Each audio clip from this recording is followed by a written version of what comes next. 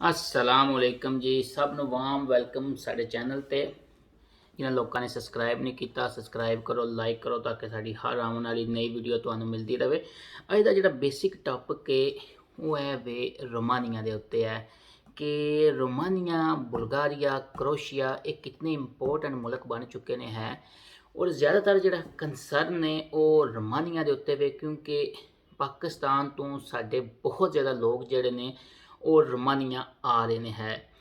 ਔਰ ਜਿਸ ਹਿਸਾਬ ਨਾਲ ਸਾਡੇ ਲੋਕ ਆ ਰਹੇ ਨੇ ਉਸ ਹਿਸਾਬ ਨਾਲ ਮਾਰਕੀਟ ਵੀ ਉਸ ਹਿਸਾਬ ਦੀ ਬਣ ਰਹੀ ਹੈ। ਔਰ ਪਾਕਿਸਤਾਨ 'ਚੋਂ ਪੈਸੇ ਵੀ ਜ਼ਿਆਦਾ ਹੋ ਰਹੇ ਨੇ ਉਹਨਾਂ ਦੇ ਆਮਨ 'ਤੇ ਹੈ। ਮੇਰਾ ਬੁਨਿਆਦੀ ਮਕਸਦ ਆਮਨ ਦਾ ਨਹੀਂ ਹੈ, ਮੇਰਾ ਬੁਨਿਆਦੀ ਮਕਸਦ ਹੈ ਵੀਡੀਓ ਬਣਾਉਣ ਦਾ ਇਹ ਵੇ ਕਿ ਇਨ ਫਿਊਚਰ ਮੁਸਤਕਬਲ ਵਿੱਚ ਜਿਹੜੇ ਲੋਕ ਰੋਮਾਨੀਆ ਆਏ ਨੇ ਉਹਨਾਂ ਦਾ ਮੁਸਤਕਬਲ ਕੀ ਹੋ ਸਕਦਾ ਹੈ। ਔਰ ਮੈਂ ਇਸ ਉੱਤੇ ਅੱਜ ਡਿਟੇਲ ਵੀਡੀਓ ਬਣਾਵਾਂਗਾ ਕਿ ਇਹ ਮੇਰੀ ਗੱਲ ਯਾਦ ਰੱਖੋ ਕਿ ਰੋਮਾਨੀਆ, ਬੁਲਗਾਰੀਆ ਔਰ ਕਰੋਸ਼ੀਆ ਇਹ ਤਿੰਨ ਇਹੋ ਜਿਹੇ ਮੁਲਕ ਨੇ ਜਿਹੜੇ ਯੂਰਪੀ ਯੂਨੀਅਨ ਦੇ ਮੈਂਬਰ ਨੇ। ਔਰ ਤੁਸੀਂ ਕਦੇ ਨਕਸ਼ੇ 'ਤੇ ਵੇਖੋ ਨਾ ਤੇ ਬਿਲਕੁਲ ਯੂਰਪ ਦੇ ਵਿੱਚ ਆਉਂਦੇ ਨੇ। ਔਰ ਇਹਨਾਂ 'ਤੇ ਜਿਹੜੇ ਲੋਕ ਆ ਰਹੇ ਨੇ ਇਹਨਾਂ ਦਾ ਮੁਸਤਕਬਲ ਬਹੁਤ ਰੋਸ਼ਨ ਹੈ। ਰੋਸ਼ਨ ਮੁਸਤਕਬਲ ਹਮੇਸ਼ਾ ਮੁਲਕ 'ਤੇ ਡਿਪੈਂਡ ਕਰਦਾ ਹੈ ਕਿ ਉਸ ਮੁਲਕ ਦਾ ਕੀ ਮੁਸਤਕਬਲ ਹੋਵੇਗਾ। ਕਿਉਂਕਿ ਇਸ ਤੋਂ ਪਹਿਲੇ ਕਿ ਅਸੀਂ ਇਹ ਵੀਡੀਓ ਸ਼ੁਰੂ ਕਰੀਏ ਤੇ ਪੁਆਇੰਟ ਡਿਸਕਸ ਕਰੀਏ ਕਿ ਕਿਸ ਤਰ੍ਹਾਂ ਸ਼ਿੰਗਨ 'ਚ ਸ਼ਾਮਲ ਹੋਏਗਾ, ਪਹਿਲੀ ਚੀਜ਼ ਤੇ ਮੈਂ ਦੋ ਤਿੰਨ ਚੀਜ਼ਾਂ ਕਲੀਅਰ ਕਰਾਂ ਕਿ ਜਦੋਂ ਵੀ ਕੋਈ ਮੁਲਕ ਸ਼ਿੰਗਨ ਦਾ ਮੈਂਬਰ ਮੁਲਕ ਬਣਦਾ ਨਾ, ਸਾਡੇ ਆਮ ਰੂਟੀਨ ਹੈ ਕਿ ਬੰਦੇ ਰੋਮਾਨੀਆ ਆਉਂਦੇ ਨੇ, ਕੋਈ ਡੰਕੀਆਂ ਲਾ ਕੇ ਅੱਗੇ ਆਉਂਦੇ ਨੇ, ਅੱਗੇ ਵੀ ਆ ਕੇ ਇੱਥੇ ਵੀ ਆ ਕੇ ਕੋਈ 3-3, 4-4, 5-5 ਸਾਲ ਕੋਈ ਸਪੇਨ ਆਉਂਦਾ, ਕੋਈ ਇਟਲੀ ਆਉਂਦਾ, ਆ ਕੇ ਜ਼ਲੀਲ ਹੁੰਦੇ ਨੇ, ਫਿਰ ਕਿਤੇ ਜਾ ਕੇ ਸਾਲ ਦੇ ਪੇਪਰ ਬਣਦੇ ਨੇ। ਔਰ ਜਿਹੜੇ ਲੱਗੇ ਪੱਗੇ ਪੇਪਰ ਸੀ ਉਹਨਾਂ ਕੋਲ, ਜਿਹੜੇ ਵਰਕ ਪਰਮਿਟ 'ਤੇ ਆ ਕੇ ਉਹਨਾਂ ਨੂੰ ਕਾਰਡ ਮਿਲ ਰਿਹਾ ਸੀ, ਉਹਨੂੰ ਛੱਡ ਕੇ ਉਹ ਇੱਥੇ ਆ ਜਾਂਦੇ ਨੇ। ਔਰ ਇੱਕ ਯੂਰਪੀ ਯੂਨੀਅਨ ਦੇ ਵਿੱਚ ਲੀਗਲ ਸਟੇਟਸ ਨੂੰ ਛੱਡ ਕੇ ਡੰਕੀਆਂ ਲਾ ਕੇ ਉਹ ਇਲੀਗਲ ਸਟੇਟਸ ਚਾਹੁੰਦੇ ਨੇ। ਔਰ ਅੱਗੋਂ ਨਾ ਮੁਸਤਕਬਲ ਦਾ ਕੋਈ ਪਤਾ, ਨਾ ਤਨਖਾਹ ਦਾ ਪਤਾ, ਔਰ ਕੋਈ ਹਨੇਰੇ ਵਿੱਚ ਹੀ ਗੱਲ ਹੈ।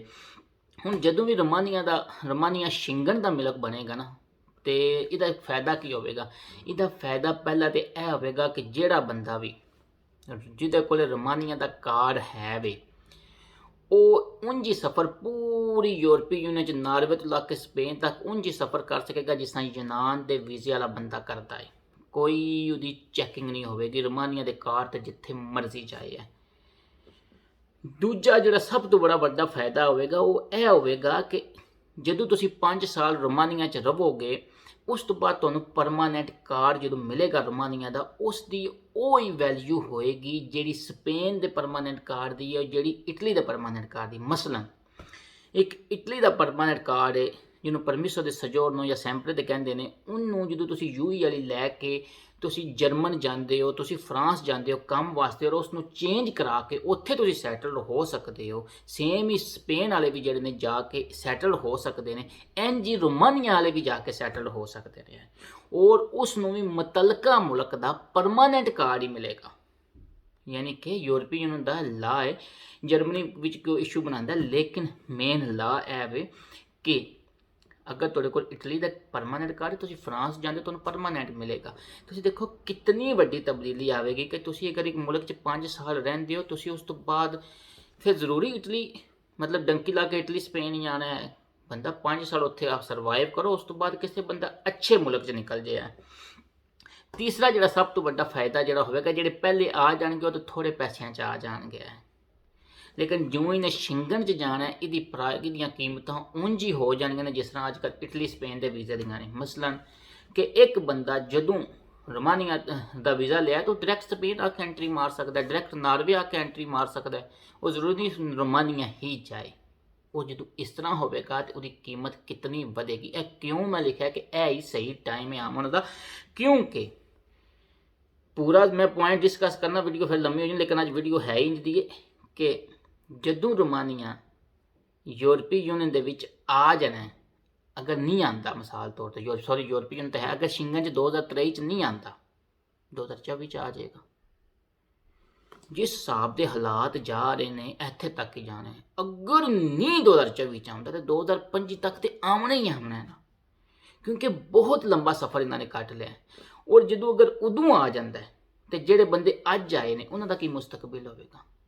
ਅਗਰ ਜਿਹੜੇ ਬੰਦੇ ਅੱਜ ਜਾਂਦੇ ਨੇ ਸਾਲ ਦਾ ਕਾਰਡ ਲੈਂਦੇ ਨੇ 25 ਤੱਕ ਇਹਨਾਂ 2-3 ਸਾਲ ਹੋ ਜਾਣੇ, 2 ਸਾਲ ਬਾਅਦ ਆਲਰੇਡੀ ਪਰਮਾਨੈਂਟ ਨੂੰ ਜਾ ਕੇ ਜਰਮਨ 'ਚ ਚੇਂਜ ਕਰਾ ਲਓ, ਫਰਾਂਸ 'ਚ ਚੇਂਜ ਕਰਾ ਲਓ। ਦੇਖੋ ਕਿਤਨੀ ਵੈਲਿਊ। ਹੁਣ ਅਸੀਂ ਪੁਆਇੰਟ ਡਿਸਕਸ ਕਰਨੇ ਆ ਕਿ ਯੂਰਪੀ ਪਾਰਲੀਮੈਂਟ ਨੇ ਵਿੱਚ ਵੋਟਿੰਗ ਹੋਈ ਹੈ। ਹੁਣ ਯੂਰਪੀ ਪਾਰਲੀਮੈਂਟ ਦਾ ਕੀ ਹੈ, ਕੀ ਬੁਲਾਏ ਜਿਸ ਤਰ੍ਹਾਂ ਹੁਣ ਸਪੇਨ में या कोई भी मुल्क अपने बंदे चुन के जाते हैं और अपने मुल्क की नैशनल असैंबली च बंदे वोटिंग नाल मुंतखब होकर आते हैं और उस मुतलका मुल्क का उन्हें फैसला करना होंदा है। इस तरह यूरोपी यूनियन के बशमूल बुल्गारिया रोमानिया हर मुल्क विच बंदे चुन के जाते हैं जिन्हें यूरोपी पार्लीमेंट का हिस्सा बनना होंदा है और इन्हां बंदियां ने पूरे यूरोप का फैसला करना होंदा है। यूरोप च कोई भी कानून बनेगा वो इन्हां ने फैसला करना होंदा है ओवरऑल यूरोप का। उन्हां च वोटिंग हुई है और उन्होंने फैसला यह किया कि रोमानिया और बुल्गारिया नूं यूरोपी यूनियन च शामिल किया जाए है। उन्होंने यह मंग की है कि यूरोपी यूनियन के सारे मुल्कों तो कि रोमानिया बुल्गारिया नूं भी शेंगन का स्टेटस दिता जाए और फ्री मूवमेंट की जाए। फ्री मूवमेंट का की मैं जिस मैं अगे दस्या कि रोमानिया तुसी जिस तरह इटली च बंदा स्पेन च जो इटली च फ्रांस च बंदा दाखल होंदा या फ्रांस च बंदा स्पेन च आंदा है कोई चैकिंग नहीं, सेम ही चैकिंग फ्री मूवमेंट की उन्होंने डिमांड की। जिस तरह मैं दस्या कि रोमानिया 2007 विच यूरोपी यूनियन च शामिल होया सी। 15 साल हो चुके हैं, इन्हें बहुत लंबा सफ़र किया है, लेकिन अजे तक इन्हां दे शहरियां नूं पोलीटिकल ब्लॉक की वजह तो इन्हां दी जिहड़ी ब्लॉकेज हुई है उन्हां दी वजह तो वो सेम हक नहीं मिले जिहड़े शेंगन स्टेट्स के मुल्कां नूं मिलते ने है।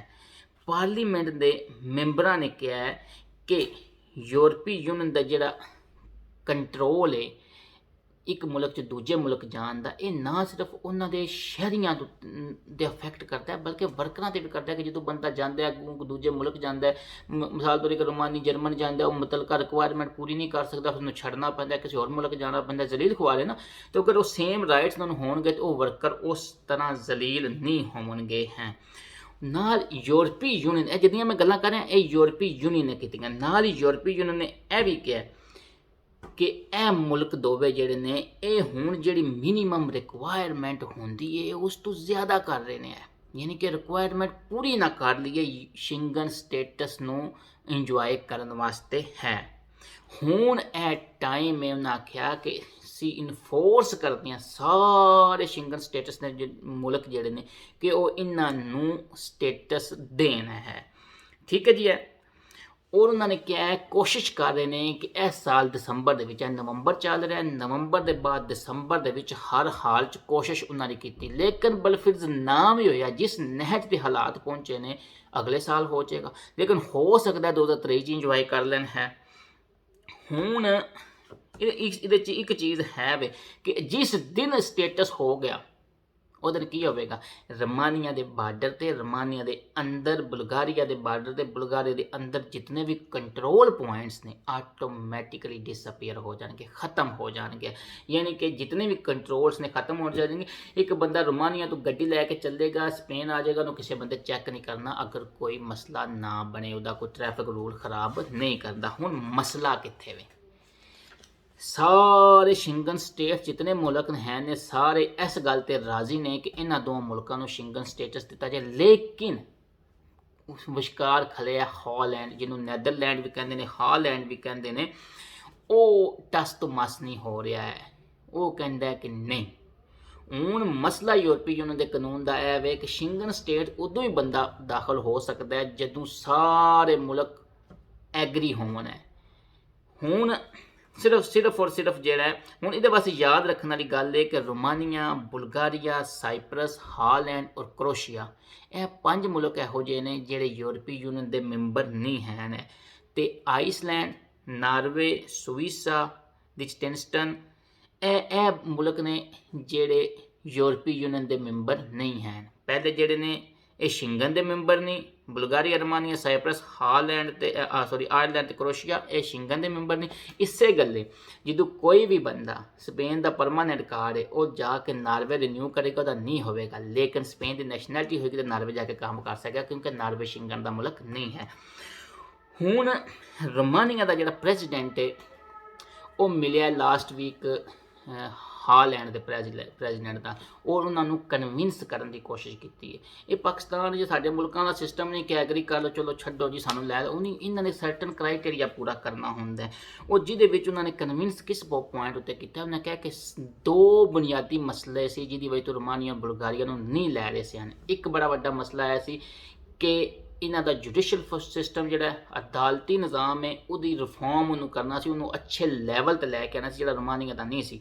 ਔਰ ਦੂਸਰਾ ਕਰਪਸ਼ਨ ਸੀ ਕਿ ਇਹਨਾਂ ਦੋਵਾਂ ਨੂੰ ਤੁਸੀਂ ਬਿਹਤਰ ਕਰੋ, ਜਿਹਦੇ 'ਚ ਉਹਨੇ ਬਕਾਇਦਾ ਉਹਨਾਂ ਨੂੰ ਯੂਰਪੀ ਕਮਿਸ਼ਨ ਦੀ ਰਿਪੋਰਟ ਦਿੱਤੀ ਹੈ। ਉਹਨੇ ਕਿਹਾ ਤੁਸੀਂ, ਕਿਉਂਕਿ ਸਪੇਨ 'ਚ ਯੂਰਪ ਵਿੱਚ ਅਗਰ ਕੋਈ ਕ੍ਰੈਡੀਬਲ ਅਦਾਰਾ ਜਿਹਨੂੰ ਯੂਰਪ ਮੰਨਦਾ ਤਾਂ ਉਹ ਯੂਰਪੀ ਕਮਿਸ਼ਨ ਹੁੰਦਾ, ਉਹਦੀ ਰਿਪੋਰਟ ਨੂੰ ਅਥੈਂਟਿਕ ਸਮਝਿਆ ਜਾਂਦਾ ਕਿ ਅਗਰ ਯੂਰਪੀ ਕਮਿਸ਼ਨ ਕੋਈ ਰਿਪੋਰਟ ਦਿੰਦਾ ਤਾਂ ਉਹਦੀ ਵੈਲਿਊ ਹੈ। ਉਹਨਾਂ ਯੂਰਪੀ ਕਮਿਸ਼ਨ ਰਿਪੋਰਟ ਨੇ ਇਸ ਗੱਲ ਨੂੰ ਬਿਹਤਰ ਸਮਝਿਆ ਜਿਹੜੀ ਉਹਨਾਂ ਦੀ ਰਿਪੋਰਟ ਹੈ ਕਿ ਰੋਮਾਨੀਆ ਹੁਣ ਕਰਪਸ਼ਨ ਔਰ ਜੁਡੀਸ਼ੀਅਲ ਸਿਸਟਮ ਦੇ ਰਿਫਾਰਮ ਵਿੱਚ ਇਸ ਕਾਬਲ ਹੈ ਕਿ ਇਹ ਸ਼ਿੰਗਨ ਸਟੇਟਸ ਇੰਜੋਏ ਕਰ ਸਕਦਾ ਹੈ, ਜਿਹਦੀ ਵਜ੍ਹਾ ਤੋਂ ਉਹਨਾਂ ਨੇ ਕਨਵਿੰਸ ਕਰਨ ਦੀ ਇਹਨਾਂ ਰਿਪੋਰਟਸ ਦੀ ਬੇਸ ਉੱਤੇ ਕੋਸ਼ਿਸ਼ ਕੀਤੀ ਹੈ ਹਾਲੈਂਡ ਨੂੰ। ਨੈਕਸਟ ਦੇਖੋ ਹੁਣ ਦਸੰਬਰ 'ਚ ਕੀ ਨਤੀਜਾ ਨਿਕਲਦਾ ਹੈ। ਲੇਕਿਨ ਅਗਰ ਬਾਈ ਚਾਂਸ ਦਸੰਬਰ 'ਚ ਨਹੀਂ ਵੀ ਹੁੰਦਾ ਤੇ ਇਹ ਦਿਨ ਦੂਰ ਨਹੀਂ, ਨੈਕਸਟ ਹੋ ਜਾਏਗਾ ਈਅਰ 'ਚ, ਅਗਲੇ ਉਸ ਤੋਂ ਅਗਲੇ 10-15 ਸਾਲ ਤੱਕ ਤੈਨੂੰ ਲੈ ਕੇ ਜਾਂਦੇ ਹੀ ਨਹੀਂ ਹੈ। ਠੀਕ ਹੈ ਜੀ। ਔਰ ਅਗਰ ਨਾ ਲੈ ਕੇ ਜਾਣ ਤੇ ਜਿਹੜੇ ਬੰਦੇ ਆਣਗੇ ਉਹਨਾਂ ਦਾ 4-5 ਸਾਲ ਬਾਅਦ ਸਟੇਟਸ ਕੀ ਹੋਵੇਗਾ, ਜਿਹੜੇ ਅਸੀਂ ਸਪੇਨ 'ਚ ਬੈਠੇ ਸਾਡੇ ਇਕੁਅਲ 'ਚ ਆ ਜਾਣਗੇ। ਔਰ ਅੱਜ ਕੱਲ੍ਹ ਬਹੁਤ ਹੀ ਅੱਛੇ ਰੇਟਸ ਨੇ, ਕੱਲ੍ਹ ਨੂੰ ਕੀ ਪਤਾ ਕੀ ਹੋਣਾ। ਤੇ ਜਿਹੜੇ ਲੋਕ ਆਏ ਨੇ ਨਾ ਉਹਨਾਂ ਵਾਸਤੇ ਮੈਂ ਉਹਨਾਂ ਵਾਸਤੇ ਵੀ ਰਿਕੁਐਸਟ ਕਰਨਾ ਕਿ ਅਗਰ ਕੋਈ ਬੰਦਾ ਮੇਰੀ ਵੀਡੀਓ ਦੇਖੇ ਤੇ ਭਾਈ ਬੈਠ ਕੇ ਇੰਤਜ਼ਾਰ ਕਰੋ। ਇੱਥੇ ਵੀ ਅੱਗੇ ਕੋਈ ਇਤਨਾ ਫਲੂ ਸਿਸਟਮ ਹੈ ਕਿ ਤੁਸੀਂ ਆ ਕੇ ਸਿਸਟਮ 'ਚ ਬੜਾ ਅੱਛਾ ਐਡਜਸਟ ਕਰ ਚੁੱਕੇ ਹੈ। ਅਗਰ ਡਾਕੂਮੈਂਟਸ ਪੱਕਿਆਂ 'ਤੇ ਆਏ ਹੋ ਨਾ ਉੱਥੇ ਹੈ ਤੇ ਅੱਗੇ 5-6 ਹਜ਼ਾਰ ਯੂਰੋ ਦੇ ਕੇ ਤੁਸੀਂ ਅੱਗੇ ਆਉਣਾ ਹੈ। ਇੰਨੇ ਪੈਸੇ ਵੀ ਜ਼ਾਇਆ ਕਰਨੇ, ਇੰਨੇ ਬੰਦਾ ਕਮਾਉਂਦਾ ਨਹੀਂ ਹੈ, ਉਹ ਦਿਲ 'ਚ 3 ਸਾਲਾਂ 'ਚ ਤੁਸੀਂ ਨਾ ਕਮਾ ਸਕੋ ਹੈ। ਤੇ ਉੱਥੇ ਰਹੋ, ਆਪਣਾ ਲੀਗਲ ਸਟੇਟਸ ਨੂੰ ਇੰਜੋਏ ਕਰੋ। 5 ਸਾਲ ਬਾਅਦ ਕਾਰਡ ਮਿਲੇਗਾ, ਉਦੋਂ ਤੱਕ ਉਂਝ ਸ਼ਿੰਗਨ 'ਚ ਆ ਜਾਏਗਾ, ਕਿਸੇ ਅੱਛੇ ਮੁਲਕ 'ਚ ਆ ਕੇ ਸੈਟਲ ਹੋ ਜਾਏ। ਇੱਥੋਂ ਯੂਰਪ ਵਿੱਚ ਵੀ ਇੱਥੋਂ ਵੀ ਨੈਸ਼ਨੈਲਿਟੀ ਅੱਜ ਮਿਲਦੀ ਬੰਦੇ ਨੱਸ ਜਾਂਦੇ ਨੇ।